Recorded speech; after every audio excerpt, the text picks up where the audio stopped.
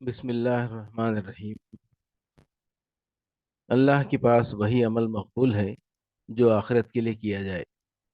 تفہیم القرآن جلد دوم صفحہ 607، سورہ بنی اسرائیل آیات 19، 18 اور 19۔ بسم اللہ الرحمن الرحیم۔ من کان یرید العاجلۃ عجلنا لہ فیہا ما نشاء لمن نرید ثم جعلنا لہ جہنم یصلاها مذموما مدحورا ومن اراد الآخرة وسعى لها سعيها وهو مؤمن فأولئك كان سعيهم مشکورا۔ سورہ بنی اسرائیل آیات 18 اور 19۔ جو کوئی عاجلہ کا خواہش مند ہو اسے یہیں ہم دے دیتے ہیں جو کچھ بھی جسے دینا چاہیں، پھر اس کے مقسوم میں جہنم لکھ دیتے ہیں جسے وہ تاپے گا ملامت زدہ اور رحمت سے محروم ہوگا۔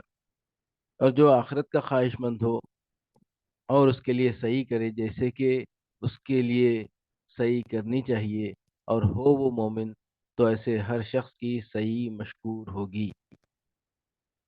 جو کوئی عاجلہ کا خواہش مند ہو۔ سورہ بنی اسرائیل حاشیہ نمبر 19۔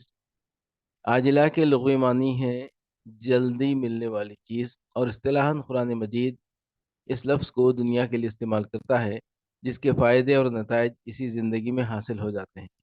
اس کے مقابلے کی اصطلاح آخرت ہے جس کے فوائد اور نتائج کو موت کے بعد دوسری زندگی تک مؤخر کر دیا گیا ہے۔ ملامت زدہ اور رحمت سے محروم ہو کر۔ سورہ بنی اسرائیل حاشیہ نمبر 20۔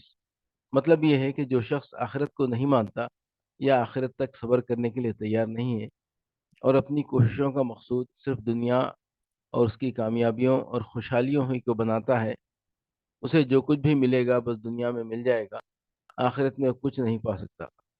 اور بات صرف یہیں تک نہ رہے گی کہ اسے کوئی خوشحالی آخرت میں نصیب نہ ہوگی، بلکہ مزید برآں دنیا پرستی اور آخرت کی جواب دہی و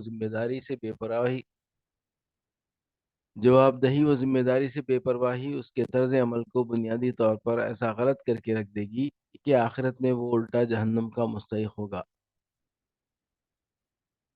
ایسے ہر شخص کی صحیح مشکور ہوگی۔ سورہ بنی اسرائیل حاشیہ نمبر 21۔ یعنی اس کے کام کی قدر کی جائے گی، اور جتنی اور جیسی کوشش بھی اس نے آخرت کی کامیابی کے لیے کی ہوگی اس کا پھل وہ ضرور پائے گا۔ ان آیات کی روشنی میں محترم خرم مراد مرحوم رحمۃ اللہ علیہ کی تقریر سماعت فرمائیں۔ حب دنیا اور آخرت، اور اس کا لنک بھی اس میں شیئر کر دیا گیا ہے۔